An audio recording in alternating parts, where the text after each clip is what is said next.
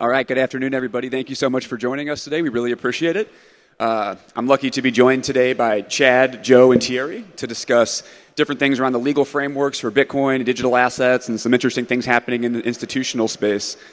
So the first thing I'd like to kick it off with is with you, Chad. Could you talk a little bit about the University of Austin, and you guys are managing a Bitcoin endowment fund. Could you talk to us a little bit about that and kind of the thesis behind it and what's going on? Yep, I'm happy to talk about that. Yesterday, Michael Saylor from the main stage talked about institutions holding Bitcoin. In fact, he mentioned Harvard, one of the oldest universities in the country, potentially one day holding Bitcoin. They are not the first. We are the first. The University of Austin, the newest university in the country, has launched in partnership with Unchained Capital the first Bitcoin endowment, meaning we are holding Bitcoin for the long term in our endowment. It's a custody model, multi-sig custody model, so we're the first to do that. Very excited to be the first to do that. It's part of our ability as a new institution to be nimble and to take risk. So all of it was Joe Kelly's idea. Joe Kelly, the mastermind behind Unchained Capital, and Jonathan Barrios, who I know is around here somewhere. But it's a way for us as a university not just to raise money for the near term, which of course we have to do to launch, but to raise money for the long term, right? And so when I think about, as a fundraiser, when I think about raising money, it's all about probabilities. And so if you think about Bitcoin over the last 5 years, because we're promising to hold Bitcoin for 5 years, if you think about it as an asset, the last 5 years, it's something like a 5-fold increase. Worst case scenario of the $5 million we're trying to raise, worst case scenario, we lose that $5 million over the next 5 years. Best case scenario, infinite, right? Sky high. So from a fundraising standpoint, it makes sense to have that be part of your portfolio. One quick follow-up question on that. As an endowment doing this, how do you guys think about custody? In this case, we wanted a traditional custody model where we hold one of the keys. So we're doing a multi-sig model with 3 keys. We hold one, Unchained hold ones, and there's one elsewhere. So we want that kind of security. But we absolutely want to be in control. Okay, very good. Thank you. Joe or Thierry, do you guys have any thoughts on that? Yeah, I'm curious why you didn't explore, maybe at the time when you bought the position on, you didn't have the ETF to put it on through you. That's why you did self-custody? The ETF? Yeah, so, no, we were interested in Bitcoin and holding the Bitcoin and not just having it be just an asset like an ETF, because we have a lot of stocks and other things that we're given. It's not just about the financial aspects of Bitcoin. Part of it, we wanted to be part of the Bitcoin community. So do you feel, I mean, a lot of institutions are looking at the ETF as an option to get exposure to the price without having the underlying. So I'm curious, right. Do you see that trend continuing where folks are still going to say, no, we really want the Bitcoin as opposed to the ETF, or just it's far easier to buy the ETF? Look, I can't speak for other folks. It is easier to get the ETF as far as I understand. With this campaign, with this endowment, we are holding Bitcoin. So not ETF, not any kind of version of that. And again, part of that is to demonstrate that we think it's a long-term asset, and we want to be part of that community that has the ethos, if you will, of challenging the status quo. Right? It's very much part of who we are. So if we were to get, for example, Bitcoin ETF, given to us, that would be the kind of thing that we would liquidate into cash and then put it into our, our normal portfolio of investments. But with Bitcoin specifically, we're holding it. Awesome. Thierry, I'll transition over to you. So from an institutional lens, could you walk us through, how you guys are thinking about diligence when you're looking at an asset like this? Because I know the institutions have very long diligence timelines. How do you walk through that? How do you understand it? How do you work it through investment committees and educate clients on it? Well, that's the magic to bring institutions, because they are different than persons and even sovereigns. They all have their nuances. Institutions are not first movers. We're talking about large corporations, large sovereigns, right? So they have many stakeholders. And unfortunately, one of their key objectives is not maximize risk-adjusted returns. It's actually move the ship forward, but not necessarily the most optimal way. And that actually comes down to how they are trained also to look at them. There's even codified in law a prudent investor. A prudent investor, there are certain parameters they need to follow to not lose their job, but also not to get sued. So from how institutions look at allocating to Bitcoin is very much a traditional sense. What is different is certainly the custody aspect. Custody aspect of a bearer asset is very different than stock like an ETF. So that's one aspect that we have to go and educate. How is it different? What's the best practice? What's the ethos? Not just for Bitcoin, but what are we trying to solve? Why is Bitcoin a powerful asset in an institutional portfolio? So there are a lot of nuances, Brian. I think the main challenge, honestly, is where we are relative to where we should be is education. So it is a new asset, and we haven't had a new asset class in institutional portfolios for decades, right? If you go back to the new large asset class that was introduced, maybe it was hedge funds. And hedge funds took 2 decades to actually come into the mainstream alternative asset allocation. So we are 15 years in. Maybe 5 years from now, we're going to say it's a mainstream alternative asset class, but it's going to take time. So hopefully with this FASB rule change that's happened recently, that will create a big shift to allow people to adopt quicker. Joe, I'd love to get your perspective. If you kind of give the audience an idea, what is this FASB rule and why is it so important? Yeah, it's important in a way for optics, really, mostly. So the way it works previously, before the recent revisions, was this. When you put Bitcoin or other digital assets on your balance sheet and they declined in value, you would suffer an impairment, effectively, from a balance sheet perspective. Even if the price rose, for example, you bought Bitcoin at $40,000, it went back down to $20,000 for the Financial Accounting Standard Bulletin's Board's prior guidance. What you would effectively have is an impairment at $20,000, even if the price rose back up higher.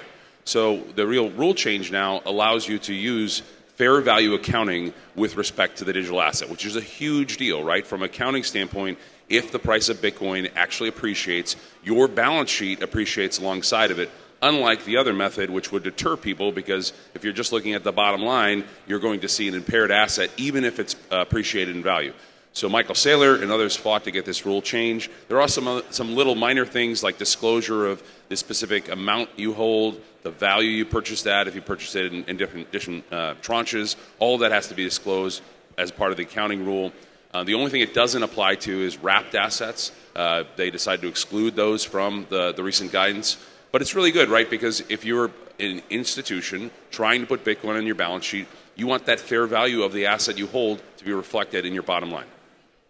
Makes a lot of sense. Is there any other comments you guys have on FASB or interesting things that you've seen regarding that rule change?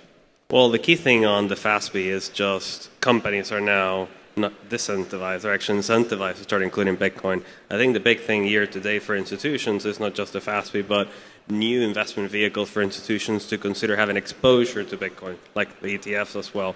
They're not direct, but having an indirect exposure is the way that things start to percolate. So it's great the FASB, it's great the ETS. We need more bridges to start having institutions come into play. Ultimately, they're going to get to own Bitcoin with their own keys.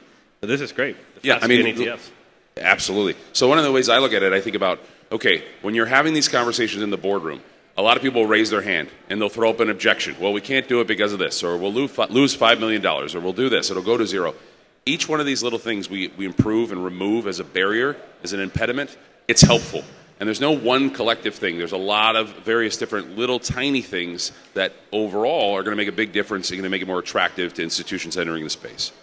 By the way, the reality for institutions today is they don't own Bitcoin. They own proxies, MicroStrategy, some companies that own some ETF as well. That's it. They don't really own a significant amount of Bitcoin. So this is very welcome. It'll continue to happen. I think, again, the long term is own their own Bitcoin directly. But how we go from there, it will take changes in investment policy. It'll take institutional consultants. It'll take certainly maybe a generational shift in terms of what is an institutional portfolio.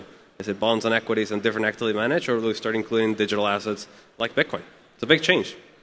Joe, you just brought something up about like kind of removing friction, like creating this ease of an on-ramp.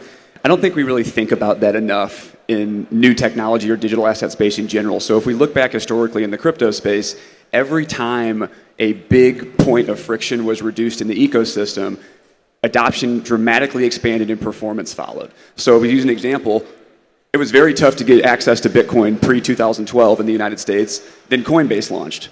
We saw a huge performance boost, made it ease of access. We saw the same thing happen with the ETF, ease of access, log into your traditional brokerage account, get exposure to the asset with a few clicks of a button in a way that most people are used to. And now with this FASB rule change as well, it's another thing of removing friction. Yeah, and it's even more impactful, I think, for institutions than retail. Because retail, it's their own money. They're the only decision maker they have to answer to. There's no career risk if you make a decision or screw something up with custody or do all these other things we've been talking about. With retail, it's my money, I lose it, it's my responsibility.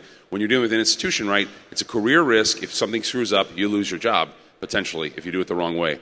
So all these little things, I think they send a message that institutions tend to move a little bit slower, but when they move, they move. And that's a big deal, and that's where we're at.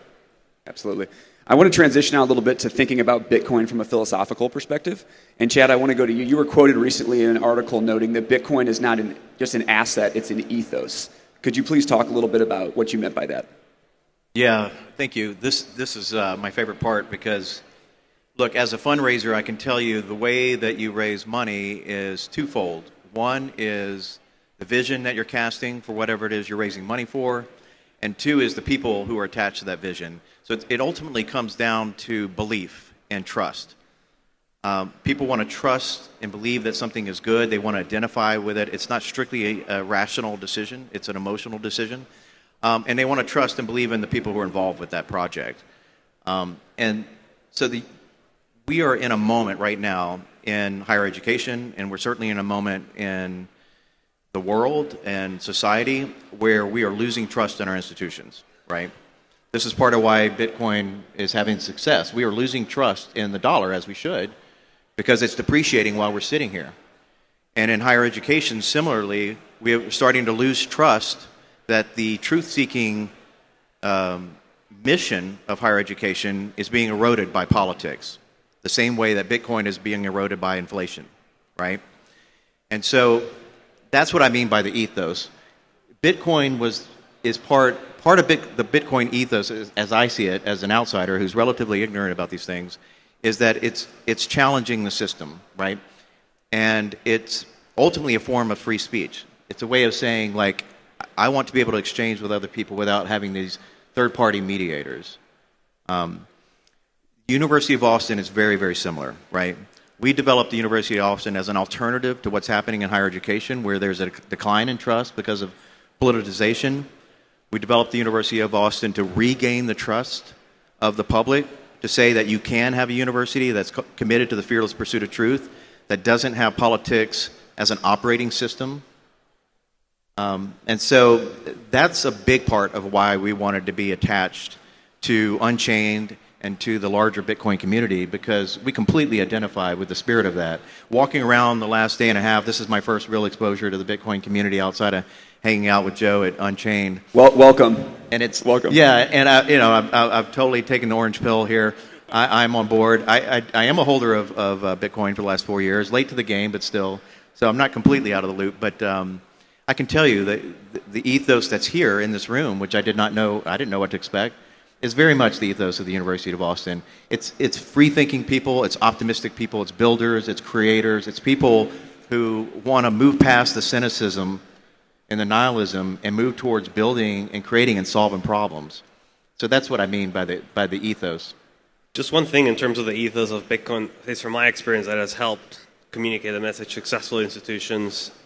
It's not about the negative things that we have in the world. It's about all the optimism, all the entrepreneurial, all the things that we can do with Bitcoin that really moves them. It's more the technology than the world is falling apart. And that's very important. Most people react to positive messages, not negative messages, especially not when you're going in front of an investment committee, a CIO, and you're telling them you own 100% of your assets in dollars. That's like, they're going to throw you the ribbon saying you're crazy, right? So you need to start with a positive message of transformation, a message of value that we can actually add to your portfolio by embedding a technology that has many, many utilities, like helping protect your wealth. I think on the ethos... Oh, go ahead, Joe. Yeah, I just want to add one thing. So along the lines of the trust discussion, right? If you look at family offices, and we have the name institutional adoption, right? That can mean a lot of different things. There's a lot of different types of institutions, but specifically the folks I deal with that managing money, right? They have the vast majority of their wealth, vast majority, in equities, government securities, and private equity, okay? Each one of those has significant aspects of trust built into the system. For government debt, obviously, you have huge trust on governments to be responsible with their budgets. And when you load up on duration, you have issues like Silicon Valley Bank, which we all know about, where they raise interest rates, and that can literally bring the whole firm down. Securities, right? You're trusting the corporate stakeholders. You're trusting, whatever you're investing in, whether it's the mega cap tech or whatever, to actually do a good job and not further debase you through future share issuance. And for the vinyl, really, when you have cash, right, or private equity, both of those have huge issues. Private equity is illiquid. It's hard to value. A lot of issues relating to, can I actually get my money out of the investment? Bitcoin, in my view, solves a lot of that problem. You have the deep, global, liquid market of an asset you can hold without a custodian. That is massive, and it goes along the ethos lines, exactly what we're talking about. You don't have to put as much trust into third parties. And on the topic of ethos, I'm a big nerd for studying like ancient civilizations and ancient religious texts. And when we look at Bitcoin, it actually translates a lot to how ancient religious and spiritual texts talk about how money should be. And if anybody hasn't had the opportunity yet, there's an excellent movie that my partner and our chief investment officer in Off the Chain Capital and his wife, Brian and Kelly Estes, created called God Bless Bitcoin. It's actually, I think, going next at 3 p.m. in room 207 downstairs, or you could probably watch it on godblessbitcoin.com, where they basically talk about these kinds of things, about these sound money policies and how it relates to ancient spirituality and all these different religious practices in these ancient books that really tie into this feeling of like Bitcoin kind of feels like a religion to people. Because in a sense, a lot of the great components of Bitcoin have been translated from ancient scriptures many, many, many thousands of years ago. And now it's being brought back to people's attention because we're so far off the beaten path of how we've gone. And you really can fix a lot of issues in the world when you can correct the money system. Thierry, I'm going to transition over to you now, back on the institutional role of Bitcoin. We have a lot of data now around putting Bitcoin within your portfolio. What does that do to the Sharpe ratio? What does that do to balance the overall volatility of the portfolio? Could you walk us through that, please? Well, it's almost a no-brainer. If you guys have been sitting here and listening to the panels, we had Fidelity, we had many analysis showing that even a small proportion increases the risk-adjusted return. So most institutions, and this is again coming to another presentation, they had a nice framework. We should invert the question, why not own it, as opposed to why own it? So I think we're moving towards that direction, but today, there is a lot of educational gap between what is Bitcoin, what's the role in portfolio. How we're pushing it forward is you should think about your funding in a currency. You're either a dollar investor that have dollar liabilities, like you manage your pension, or you have an insurance company, you have a bank. Think about having flexibility in that. Maybe you should own a bit of it in gold. Maybe you should own a bit of it in Bitcoin. And therefore, you start framing your starting point, your unit of account, how you measure value. You can start changing the minds and how they look at portfolio performance and portfolio composition. Most institutions start with a globally diversified portfolio, which is somewhat macro-consistent, meaning it has market value weights according to the world and where market values and profits are going. That is a fine starting point. But certainly there are considerations, like what's in their investment policy statement, can they use leverage, can they optimize through active management.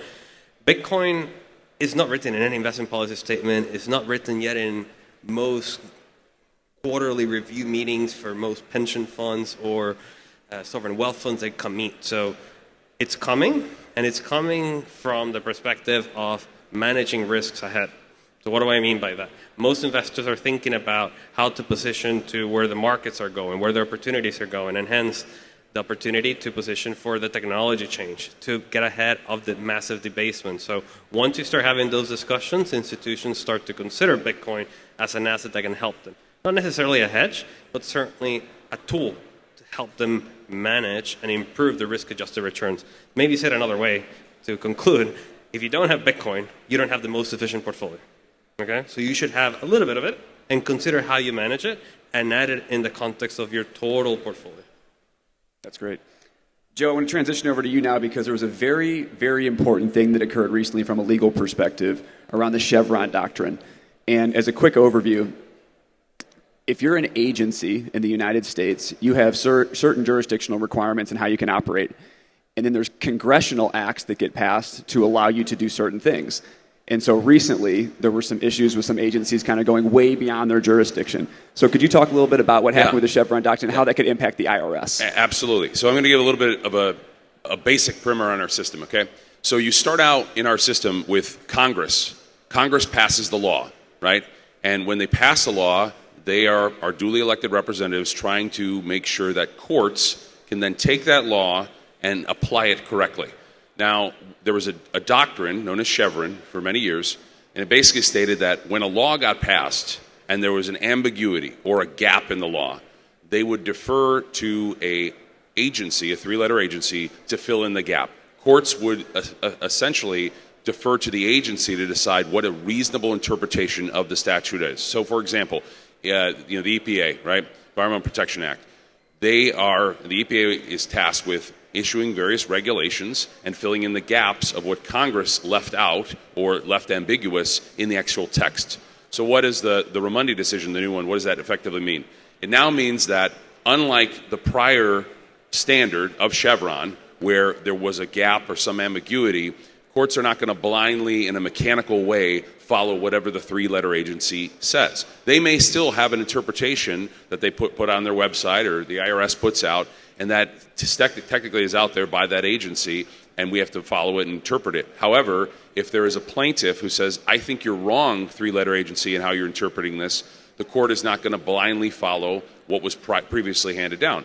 So this has a whole variety of different applications in a very huge regulatory state that we live in, where there's three-letter agencies that put out regulations all the time, where now a plaintiff can go forward and say, court, you cannot just abrogate your responsibility to interpret the law. The court system is the body that actually is supposed to interpret the law, and we're going to rely on you, regardless of what the agency says, to put forward a clear precedent of what Congress intended. And sometimes that precedent might be Congress was silent. There is no rule. So with respect to the IRS, right, digital assets, when the tax code was written, did not have the sort of clarity that I think we would all like on how these things should be treated. So the IRS comes in, they come in with guidance, and their guidance is trying to fill in gaps that exist because of the changing nature of technology. Well, now plaintiffs that can file suits, they can challenge and chip away at the edges and say, courts, I know this is what the IRS says about how these assets should be treated, but you have to use your own judgment, your own legal reasoning, and give us the precedent we need. So it's going to be a fundamental shift that opens the door to many more litigants being able to challenge the three-letter agency's ruling by decree. And one quick follow-up to this. My understanding is that Congress never passed a law to effectively tax digital assets via the IRS. Correct. So technically, I would anticipate we're going to see some people file a lawsuit against the IRS after 2024 to say, I don't know, tax on this, and Congress hasn't given you the power to do so yet. Do you envision that as well? Yeah. So the way our court system is set up is you can't do, you can't seek legal opinions unless you have standing, right? So you need a plaintiff who's effectively been sued and by the IRS and said, you're not paying your full tax liability. And then the plaintiff could be able to say, no, I think your interpretation, IRS, is incorrect. That would give them standing and would create a legal question, an actual dispute that the court could then rule on and pass case law about. That's really good, right? Better than the old standard where, if the IRS says it, that's what it is, and the court is kind of handcuffed to do what the IRS is saying. Chad, coming back to you, so you guys are doing the Bitcoin endowment, which is very exciting.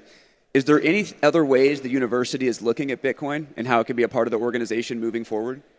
Yeah, absolutely. We've got an economist. So, everything we're doing at the University of Austin is new because we're a new university. We have our first class of students starting in just over a month on September 2nd. And so, therefore, we have our first faculty who have just come on board. One of our professors, an economist, Thomas Hogan, is going to be teaching about Bitcoin. We're going to be having scholars from across the country, as well as folks like from Unchained and elsewhere, come in and talk about it. One of the things that our students do as part of the curriculum is they spend 2 years pursuing an entrepreneurial project. If those students want to pursue something in the area of Bitcoin, then Unchained and other groups are the kind of groups that we would reach out to as mentors. So this is exactly the kind of thing, forward-thinking, new technologies, new ideas, new business models that we want to put in front of our students as curriculum, that we want to put in front of them as projects. So that's a big part of what we're doing. Joe Kelly has already come and spoken with our team just so we can be more intelligent about what it is we're even talking about. So that's one of the ways. We've got a $5 million campaign, so right now we're raising over the next year $5 million for this endowment. That's our main focus for this campaign, and that's going to give us a chance to educate people about why do we have this campaign and how does it work, how do endowments work, how do you diversify your portfolio, and why do we hold Bitcoin. So we'll be talking about, in a first case sense, using ourselves as a case study, why we think this is important for institutions. And over time, as we get out into more areas, because we're starting relatively small, we'll be talking about financial technologies, economics, and so on. We'll have more and more opportunity to talk about the future of currency, the future of assets, the regulatory environment for sure, and Bitcoin will absolutely be part of that. Very good. So I want to close out today with a little bit of a different question for each of you. So a lot of times we're asking experts in the space, what is your price prediction? Where's Bitcoin going to go in the near term? I want to kind of do a little bit past that timeline. So we're all hopeful that we're about to go through an unprecedented bull run. Let's hope, right?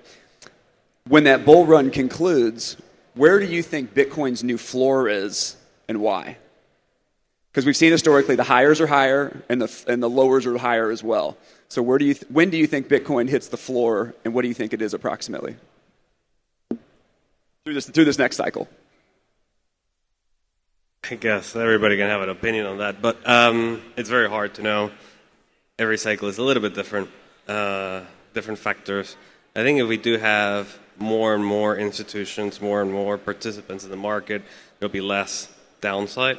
But historically, if you look at peak to trough, we're looking 80+%. So it has to depend as well how high we go. But I think there's probably a reasonable floor in the 40-50 range. But that's obviously a prediction implying a very relatively high peak in this cycle. And that's probably informed by we're building more and more demand, again, coming from very different actors that will have different utilities. We haven't talked about the utilities of Bitcoin, but there's a lot of companies out there in the expo that are using Bitcoin as a tool. All of them will continue to grow, will continue to demand more and more, lock up more Bitcoin, and therefore there will be less liquidity that's available. And that, again, will create less of a downside. But I think 40-50, price is certainly what people focus on, Brian, but again, my message is if people want to start having discussion with institutions, tell them a story around what is Bitcoin to them, what is the role in a portfolio, and put it in a bright light. What are the technology given to those companies? How are they driving value? Payment, remittances, tokenization, whatever it is, how are they driving value beyond the value of the Bitcoin itself, which of course is great, but there's a lot that can be done by Bitcoin. Okay. And just to wrap up, Joe, I'll go you first and then Chad next. What do you guys think? Yeah, so I think so many Bitcoiners are emotionally scarred, and they think like there's always going to be this massive bull run and this 80-70% collapse. I think Bitcoin is going to perform very differently for the next 10 years because of the institutional adoption phase. I think it's going to perform a lot closer to how the NASDAQ performs, where there will be corrections. Obviously, you're never going to have a straight up and to the right, easy ride. Right? There's going to be 20-30% corrections along the way. But personally, I believe it's going to, like I said, perform more close to the NASDAQ. You're going to get perhaps a lower compounded annual growth rate, but it will be there, and it will continue to go up higher without these 70-80% declines. I may be a contrarian that may age horribly, but that's my view. Very good. Thank you. Chad, what do you think? No idea what the price is. I would just say, I'm a venture guest just so I can come back in whatever, 5 years. Did you say 5 or 10? Okay, 5 years, I would just, 300,000. Just so I can have this I can look back in 5 years and see whether I was right. But look, when in higher ed, one of the things we have to look at soberly is economics, right? And economics at the end of the day is about incentives. And so you follow the incentives. What are the incentives? And look at the macro trends. And so we know we have, 34, 35 trillion in debt. How does the government get out of that? It's not magic. There's only so much they can do, right? So they have to print money. That's part of the strategy. Is the world stable or unstable right now? Do we think it's going to continue to be stable or unstable? I think most people feel like we're in a period of instability, right? So things like that, instability, inflation, government debt, tells us, I think, at macro levels what direction we're headed in. And I think all of those forces tell us that we should be bullish on Bitcoin. Very good. Well, thank you so much, Chad, Joe, and Thierry. I really appreciate it. Please welcome and thank you.